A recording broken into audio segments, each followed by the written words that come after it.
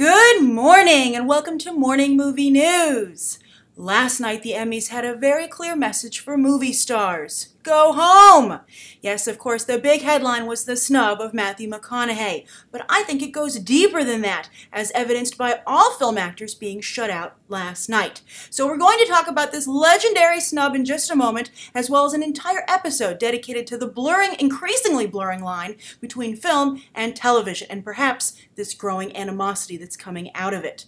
But first, I want to reiterate something that I said on Twitter last night, and that's that I'm getting close to 10,000 subscribers. And which is very exciting, and I'm so happy to everybody and grateful for everyone who follows me already. But to get to 10,000 subscribers, I thought, well, I want to give people not only a motivation to get to that number, but a reward, a reason to follow me, even beyond getting to the 10,000 mark. So I thought something fun to do, which I'll do periodically when certain thresholds are met with followers, is that for the 24 hours, and the first time this will happen is with 10,000, is that as soon as the ticker, goes to 10,000, for the next 24 hours, I will answer any entertainment-related questions.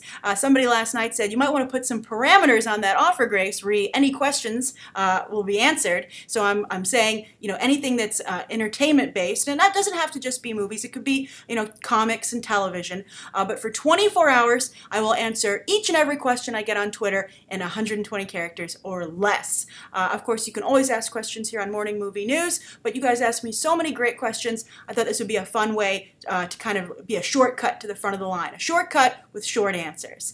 So if you're already following me again, thank you so much. But if you've been on the fence about following me on Twitter, or you didn't know I had a Twitter account, I hope you'll consider following me now. And if you already do follow me, you can start thinking of some questions for when I hit that 10,000 follower mark. All right, so let's talk Emmys. Wow, what a snub.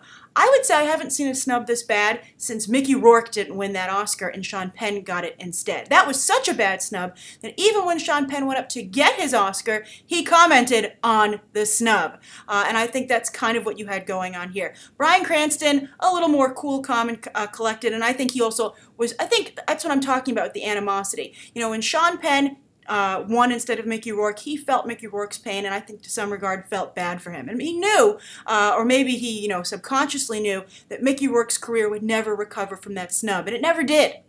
But I think that Bryan Cranston, as well as all the other TV actors in the room, want movie stars out of there. And I think Bryan Cranston, and the whole room probably, because that's how they voted, was relieved that they kept this award in-house, that it didn't go to the movie star who was, they must see it, slumming in their medium to revive his career. Because think about it, McConaughey isn't sticking around in TV. He's back in the movie bracket, making a film with Gus Van Sant right now, which seems like an amazing film. It's about the infamous suicide forest in Japan, and it co-stars Ken Watanabe for Gus Van Sant. Great film, but why give? I guess the Television Academy felt, why give him the Emmy when he's not even going to stay around? He got his Oscar, let him go. And that was the big theme of the night.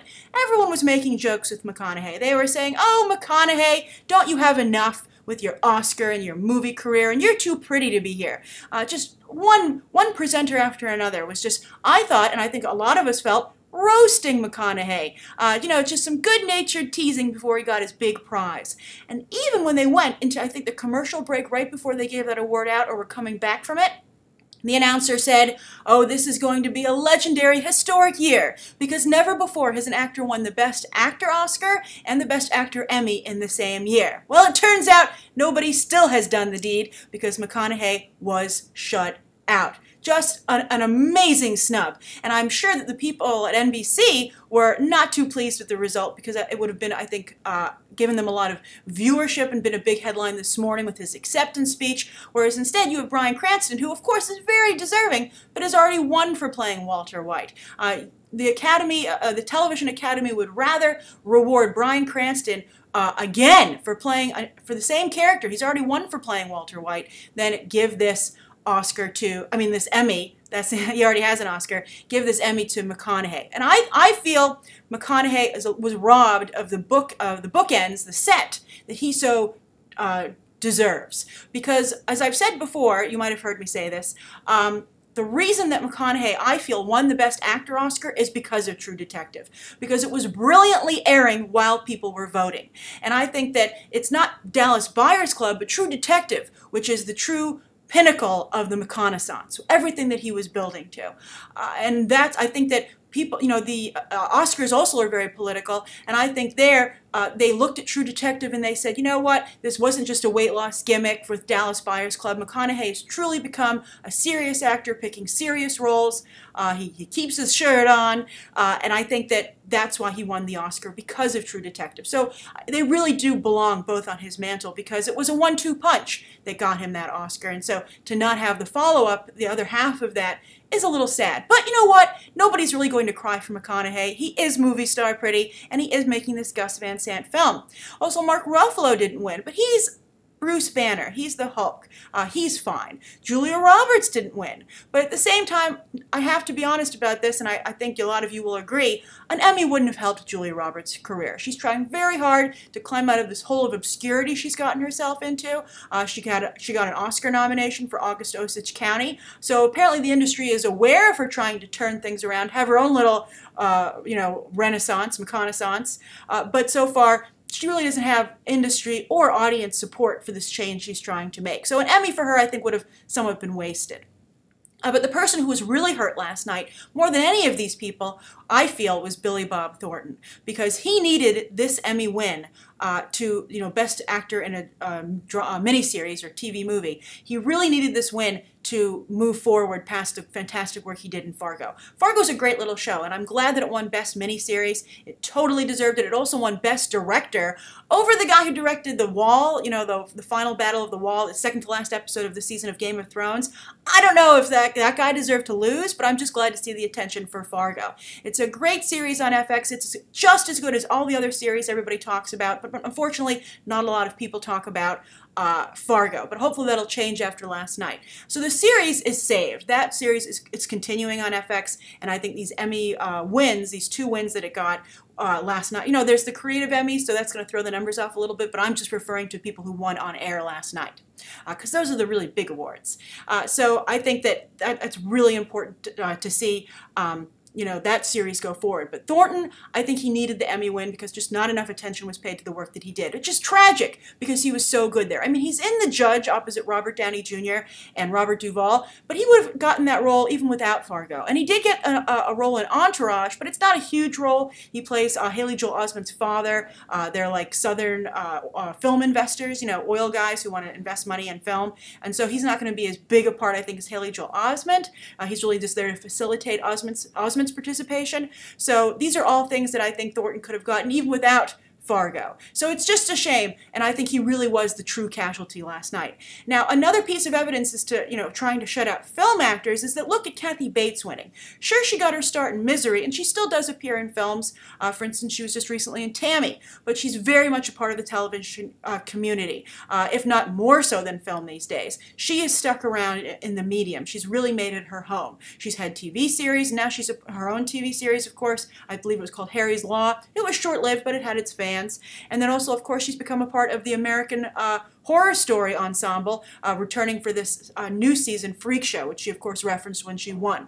So that I think is some evidence is if you're going to stick around, they'll accept you. But if you just want to come in here, you very well might revitalize your career and get better movie roles. But you better hope that your series gets a lot of ink in the media and a lot of attention, because we're sure as heck not going to give you any gold come time for the Emmys. So amazing snub, and I'm curious what you guys think. Do you think that the TV Academy and the TV industry is right to try and push movie stars out to preserve their own jobs?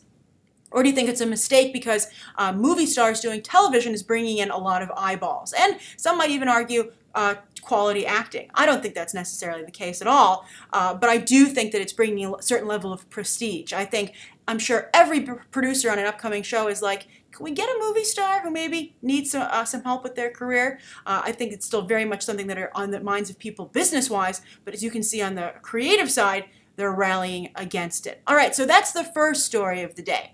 The second story is, there's a new trend of continuing movies on television with prequels, sequels, etc. And one of the big shows, of course, has been Bates Motel.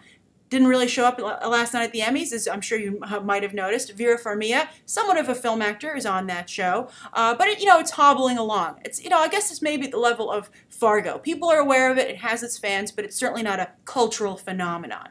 But anyway, that series of networks, that show airs on A&E. But there's a new series that's been just picked up, direct to series. They don't even have to make a pilot, over at Lifetime, which is owned by the same company as A&E. And this is going to be Bates Motel is a prequel. This is going to be a sequel to The Omen. This is going to follow Damien, and the show has been dreamed up by Glenn Mazzara. Let me just make sure I get the name right. Glenn Mazzara. Yes, he is the Walking Dead showrunner who took over for Frank Darabont, but then he was fired too because AMC's like, we just really need the zombies. But we'll see how long that business strategy works for that network. But anyway, Frank Darabont is still fighting AMC for his money off of Walking Dead, but Glenn Mazzara says, you know what? Screw it, I'm going to go and make my own awesome series and show you that I don't need zombies, it's me. Let's see if that's true. But I think he's picked a very interesting property here with The Omen. At least that's what I thought when I first heard about it. It's going to be a six-episode miniseries. The first season, if it does well, it'll obviously get picked up again. But then when I heard what he wanted to do with The Omen, I kind of didn't like it so much. But first, let's talk about the fact that this is going to be a male-centric show with a male lead character. It's going to focus on Damien, all grown up, but it's going to be on Lifetime, which is a woman's network, or it's supposed to be. So to see them move in this direction, to have a show with a male lead, maybe he'll be a very attractive, sexy male lead, and that's Lifetime's excuse. They're like, well, it appeals to women largely, but still, I think it's a very interesting decision on the behalf of the network. You would think maybe something like American Horror Story would show up there, which has become very female-centric, at least, with Jessica Lange, and moving into the Coven was a very female-centric season. The other ones have been a little bit more balanced in terms of male-female ratio in the cast, but still, you would think maybe you'd see something like that on Lifetime. And, I do watch Devious Maids on Lifetime, I have to say, and it's a very good show. But they've had a lot of success with their shows. I believe Army Wives was on there. They've had Devious Maids, and then also they have this Witches of East End show or whatever, which apparently does okay because it keeps getting renewed. But anyway, what are they doing with Damien? Why did I go, oh, never mind, not interested? Well, the change they've decided to make is that even though he is the Antichrist, he's going to be an anti-hero, a dark, romantic, brooding anti-hero. I would much rather see a show about the actual Antichrist, or maybe struggling not to be the Antichrist, but still, I'd rather see that whole scenario than he's like, well, you know what, Damien's actually a really nice guy, and he's really attractive, and, blah, blah, blah. We've seen it before a billion times. Because I really like, for instance, back to Billy Bob Thornton, his character was the villain. He was an evil, irredeemable person, but he was fascinating to watch. He was very well fleshed out, and he had a lot of grays. He wasn't a black and white character, and I thought that was really well done. And to see that kind of attention and care applied to Damien, an adult Damien, would be great. But I have no interest in seeing, the goth romance novel cover of Damien Thorn. So I'm curious to what you guys think. Is this something you'd be interested in? And also, what do you think of this trend of taking movies and continuing the stories on television? Do you think that's a good idea? Or do you think these movies, properties should stick in their respective mediums? All right, so the third story is also at the Emmys last night. You might have noticed that Netflix was also shut out. It won some creative Emmys, the ones they don't give away on the air, but House of Cards and Orange is the New Black, no big wins. So I think that's another message you're getting from television saying, you know what, cable is bad enough. We don't need streaming coming in here and messing things up as well. We're having a hard enough time just dealing with, HBO having the most nominations of anyone last night, as Seth Meyers remarked in his monologue. Fantastic monologue. I'll get to that in a moment. But there's more competitors on the way, because as you might have seen, and movies are going to loop into this as well with the cast, as you'll see in just a moment, but video game consoles are getting into the action because Netflix has had so much success, they're losing a lot of licenses. This is the rumor behind the scenes, you might have heard this as well, that because so many studios and other companies are starting streaming services, they're less likely to give the rights to stream their films to Netflix. So that's why Netflix went into original programming, because they could see the writing on the wall and knew that their library that they could offer their customers would be shrinking, because the contracts wouldn't be renewed for rights to air films. films. And if you're ever wondering why it's so hard to find a movie on Netflix, that's partially why, because they just can no longer get the rights.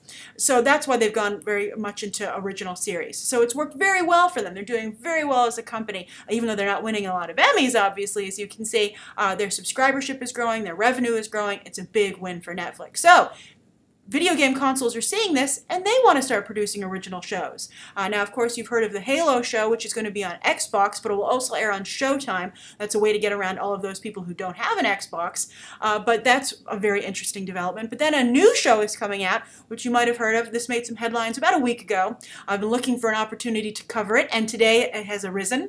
And this is that PlayStation is making their first original show, which will only air on the PlayStation Network. And that is Brian Michael Bendis' comic book Powers finally being adapted as a show. Other networks have flirted with adapting this. It didn't work out.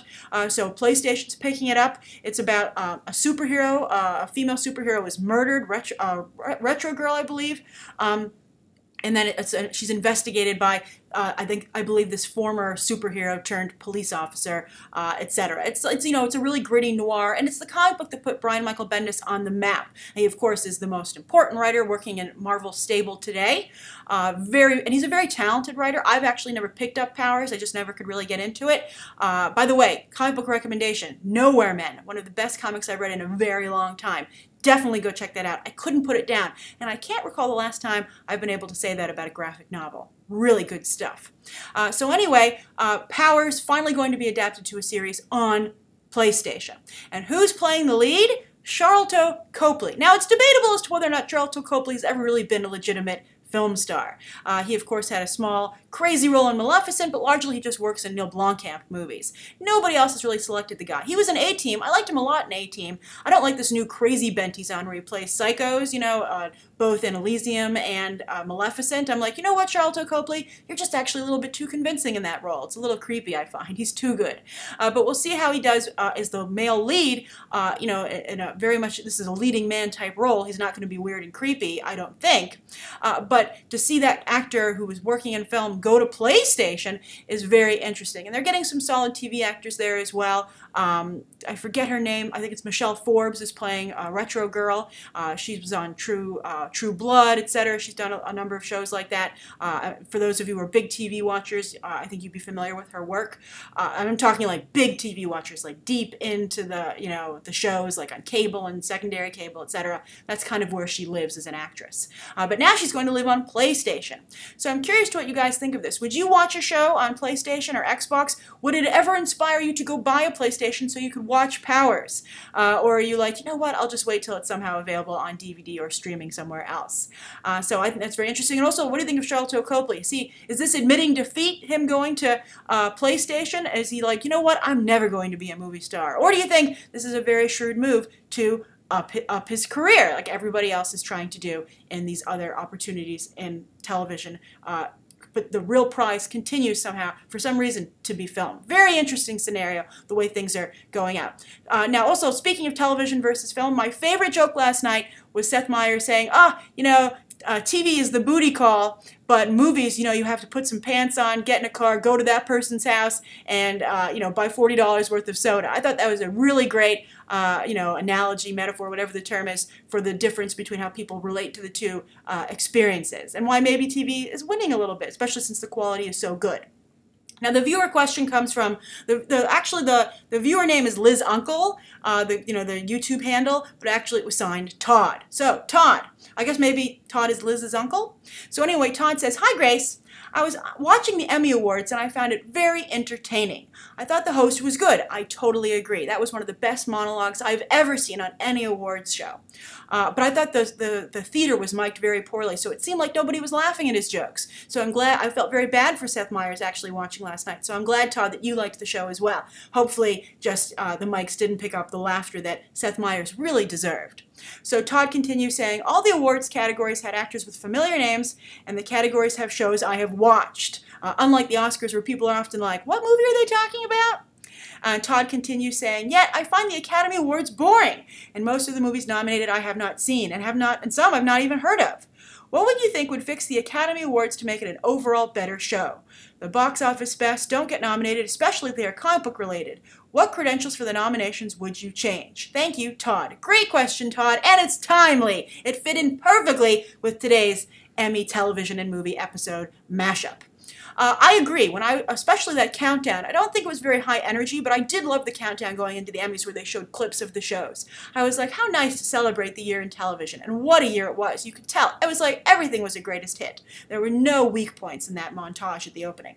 And I do wish that both the Emmys, but especially the Oscars, would focus more on actually celebrating the films that came out that year. More montage reels, more clips. That's something I'd be much more interested in seeing. And I think when Billy Crystal hosts, he kind of fixes that a little bit with his opening, tradition of putting himself in the different movies. And that kind of serves to be that clip reel. But when a host doesn't do that, I really do feel that it's missing from these telecasts. It's really more of a celebration of careers with agents and producers listed off that nobody certainly knows who they are. Although for us very savvy movie followers, we recognize a lot of the studio and agent names. Well, at least in movies. In TV, I don't know that circle as well. But it's a celebration of the business industry side, and it always makes me ask, why is this aired to the public then? If you're going to go thank those people, go do it separately. If this is going to be televised, it should be something that the viewer can enjoy. So I think that, always a good host is important. I liked Seth MacFarlane, by the way, quite a bit. I thought he was an excellent host. But Seth Meyers did a very good job last night, and his monologue was very strong and very long. I really felt I got a good chunk of comedy. So I would also like to see that in the Oscars. Maybe less song and dance, a little more humor, and really some good zingers, just like Ricky Gervais. And by the way, Ricky Gervais was on the receiving end of a lot of zingers last night too, which I thought was really funny, and he was a very good sport about it, and his speech was very good as well. I guess that's another thing that I thought was very good about the Emmys. I thought that everybody worked very hard to prepare speeches, humorous speeches. Some worked, some didn't. Ricky Gervais's worked. Ty Burrell's, I felt, did not. It was clearly not written by the kids on the show. And then also the gags. I thought the Julia Louis-Dreyfus, Bryan Cranston kissing gag was great. It had a very good setup and a great payoff. I wonder if they knew in advance that she would win. But that was really well done. Maybe they saved it so that he would have done it if he won. They would have just had a callback much later in the evening. But they both won, so it was a good night for them. That was a lucky kiss. So I thought that was really great. And so I liked that. I thought that, TV was a little less full of itself, perhaps, and a little bit more towards the fans. And maybe that's why it was more entertaining. And as you said, Todd, you were aware of the actors. You actually watched the shows. And TV is enjoying a rare scenario where the most celebrated and critically raved shows are the most watched to some degree, or the most at least well known.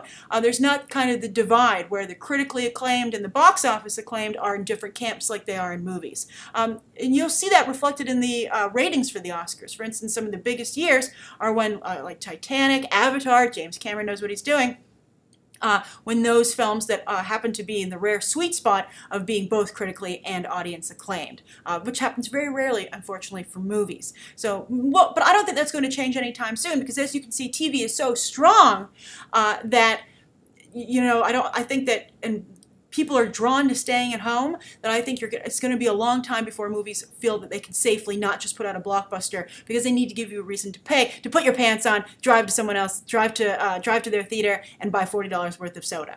But anyway, I guess the short answer to your question, Todd, I think what the Academy Awards can do is to just be more aware that this is a televised show, and that the audience is fans. I think more incorporating something for the fans. The gags, the speeches that are meant to be entertaining, not just a laundry list of who to thank. For instance, I thought Allison Janney's acceptance speech was not good because it was just a little too pro. It was like, she's like, yep, let's do this. This is my 6th one. I'm in and out. I'm like a machine. And I'm like, well, that seems very, not very very disingenuous.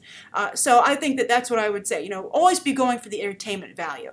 Focus, you already won. Do something nice to show back, because, while the fans don't vote for these awards, their attention to it and the viewership, the fan base, what elevates it to the point where, critics and the media do start to pay more attention. I guess especially more so in TV. I guess there's even a better relationship with fans, because with a movie, you're one and done. I guess Marvel is kind of the exception, because they have a cinematic universe, which kind of works like a TV show. They need you to keep coming back. But usually, with a movie, they're like, okay, bye, and in 2 years, you'll forget this wasn't that great, and you'll just remember the good times and come back for the sequel then. But TV needs you to come back every week. for a prolonged period of time. So they have a very good relationship with their fans, and a long relationship, and I think that's reflected. So I don't know, they're very different animals, so I would just work on the entertainment factor for the Academy Awards. So thank you for your question, Todd. Thank you, everybody, for tuning in today. Write down below what you think. Thank you so much. And also let me know what you'd like to see covered tomorrow and any questions that you might have. Thanks for watching. Bye.